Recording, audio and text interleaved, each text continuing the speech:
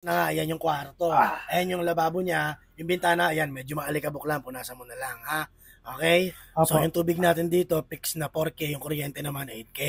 Tapos, 4K? kailangan mo yung tubig, yung Tapos yung kuryente. 8K, bakit ang laki naman po? Hindi niyo po sinabi sa chat yan ah. Ay, baka nakalimutan ko lang. Anyway, din naman tayo sa mga bawal.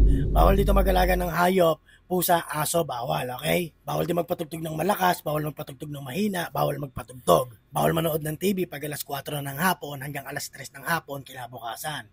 Bawal magdala ng barkada, bawal mag-inuman, bawal magdala ng kamag-anak, ng imaginary friends, bawal ang matatalim na bagay, kutsilyo, itak, Phillips screwdriver, balisong, granada, machine gun at chainsaw.